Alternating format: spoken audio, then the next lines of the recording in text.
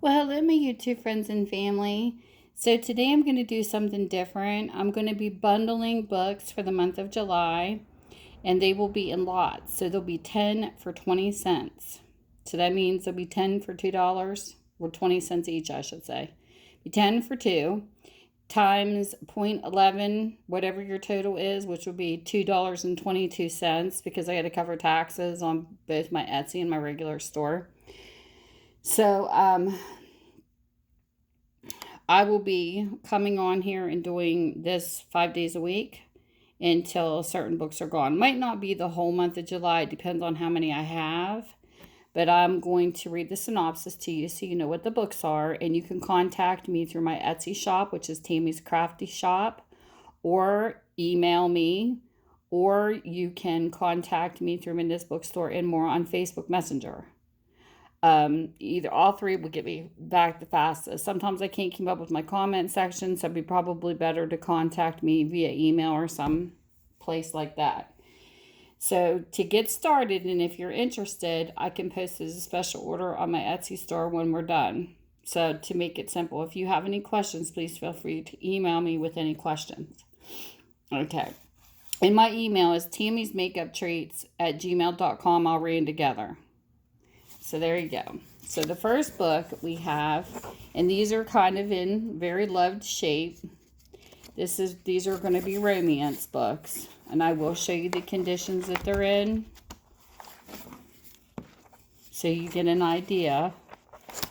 And this is Susan Lenox by David Graham Phillips, and it says from New York to Paris to London, from the depths of dedication to the heights of triumph. This is a novel that lays bare the most fiery hungers of a woman's flesh, the innermost feelings of a woman's heart, the perils that embraced her in a world of men, and the strength that made her survive. Susan Lenox. A novel that tells the intimate truth about a woman. So there is number one. The next book we have is called Live for Love by Shana Carroll. And this is what the book looks like. I will do a flip through. And it says, tawny gold and sensual, Adriana the gypsy girl set men aflame with her provocative campfire dance. Even Tom Paxton, dashing master of a South Carolina plantation and devoted husband to an English heiress, could not help but be stirred by their first meeting one wild night in the forest. But despite Adriana's vision of a mysterious bond between them, they were swept apart by the racing currents of their lives until, in a smoky New Orleans tavern, they sealed a pact of vengeance against the same arrogant foe. Together they sailed the blue Caribbean, united in hatred, divided by the memory of Paxton's lost bride, borne recklessly along in the beating waves of their own boundless passion for each other. The next book is called River of Dreams, and this is by Gay Quarter. This is what the book looks like. And it says, beautiful Margaret Claiborne was sheltered a convent bred after the Civil War. She fled the defeated South to Brazil. In the distant land that had its own rules about life and love, Margaret married her best friend's brother, the most powerful man in Rio. Though he adored her blonde godlike, Eric Larson harbored his dark secrets from Margaret, his exotic mistresses, and his children of mixed race. Essential and haunting is the glitter of Rio de Janeiro. It evokes a river of dreams in this intensely emotional story of a woman's romantic quest for fulfillment, and of the two strong men who each possessed part of her as she burned for the love of one and was swept up in the fury of passion for the other. So there's the book. The next book we have, The Devil's Breed by George Smith. This is what this book looks like. They came out of myths and the legends of the Highlands, the brawling wenching Glen Canyons, and battle in Burdor, from Edinburgh to India, from London drawing rooms to the dark caves of the Hellfire Club, from the towers of London to the gallows and the headsman's block.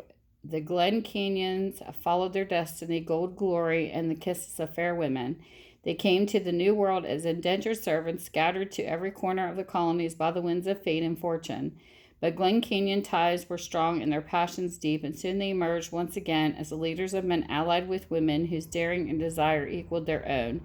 And once more they find their fates inextricably intertwined in love, war, pain, and triumph.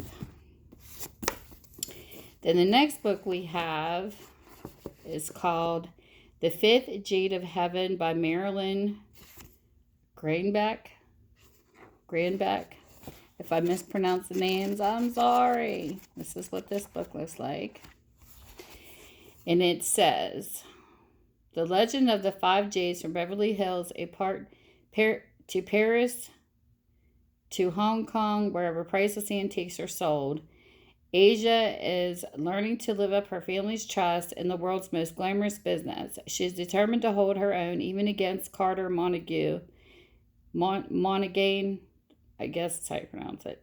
The partner she finds both enraging and compelling, but the family business is threatened. Then from the east comes world a fabulous treasure so coveted that in seeking it,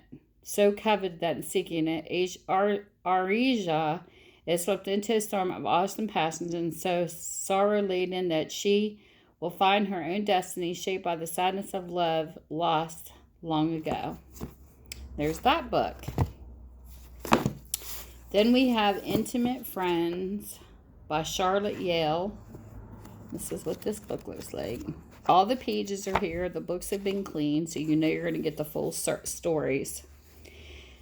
After her husband's suicide, Lynn Craig held grief to her like a friend, secluding herself in a country house and willing to face a world that held only tragedy. But instead of the new peace she sought, she found joy in a new sorrow. For two men loved her, each so differently, so unique, and so much what she wanted. Was it impossible to send one away until fate would not be denied, force her to choose which love would last forever and which love would die? Charlotte Vance Allen. Sounds like a good book. The next book is called Flame of New Orleans, and this is by Frances Patton Statham.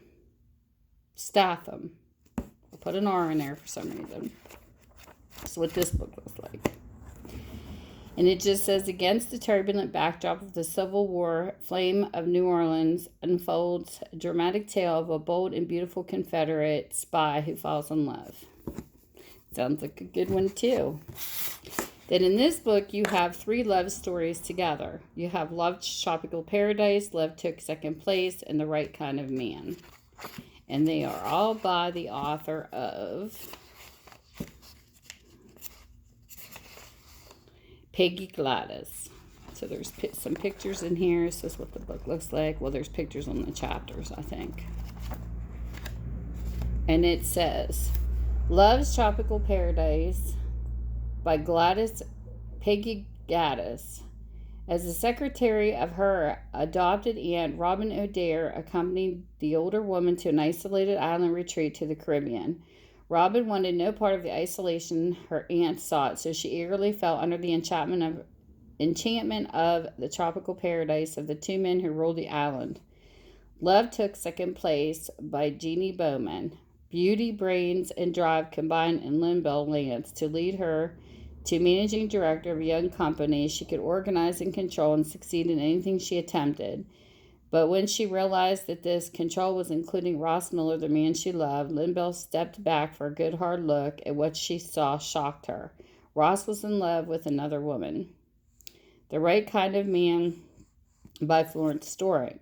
Pat Bailey hosted a popular radio show in which she gave advice on love, life, and loneliness to her listeners. But in her private life, Pat had vowed never to fall in love again after her fiancé was killed in a plane crash. Offered a sensible marriage by one man, Pat found that another caused a quivering excitement in her heart. The next book is called Deanna's Desire by Sylvia F. Summerfield. And this is what this book looks like. This is what it looks like on the inside. And it says, It was a long ocean voyage from England to Virginia, but Matt DeVoe had a great deal to think about. He was about to embark upon a new life, that of a plantation owner. That America was in the midst of political turmoil with his native land did not worry him. He was not interested in politics. He was not going to get involved. But that was before he caught the glimpse of the mysterious beauty huddled in the darkness of the ship's bow. Before he saw the creamy whiteness of her skin and the deep sea blue of her eyes. In that moment he fell helplessly in love, had to make her his own, make her part of his life. Only destiny held another fate for these two, a fate that was rich in rapture and as stormy as the sea. And then this book is called The Defiant by Mary Canyon. This is what this book looks like. And it says, passionate and proud, they were defiant. Lady Elizabeth Haddon, Highhorn Englishman, was not above using her position and beauty to get what she wanted. And more than anything in the world, she wanted Rory O'Donnell, the fiery Irish rebel. But it was an alliance that promised only ruin. Ruin for Rory, whose love for Elizabeth imperiled his pledge to his family and homeland. Ruin, too, for Elizabeth, should word of her liaison reach the ears of the cruel aging queen. And there you go. These are the first 10 books in Lot 1. Thank you guys for spending your time with me, and I hope you enjoyed this video. And like I said, all the rules are at the beginning of the video. You guys have a great day, and thanks for spending time with me. In the years of these books, when they were copyrighted, because I think I forgot to put these in. This one is 1981.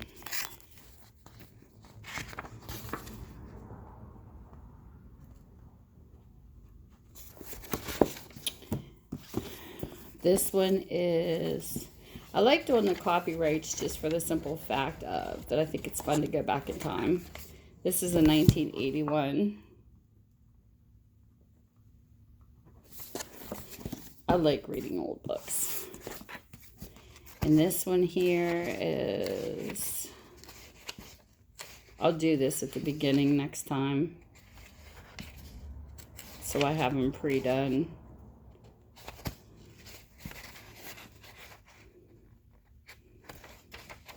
This one doesn't have a date, so not sure about that one. This one here is 1977.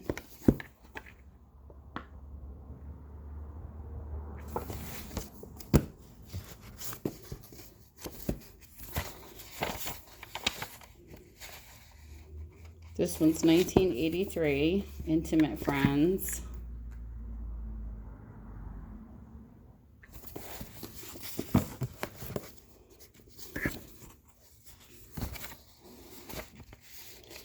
The Fifth Jade in Heaven is 1982.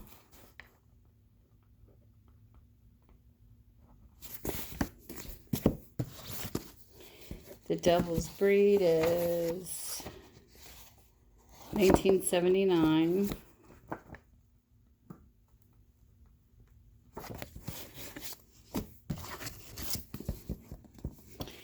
River of Dreams is 1984.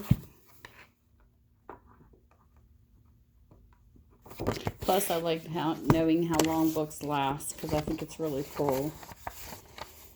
1984 again. Live for Love.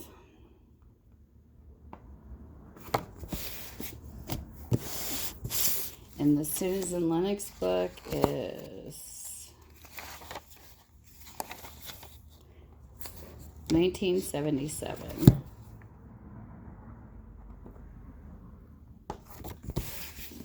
So there you go. Thank you. Bye. Mwah.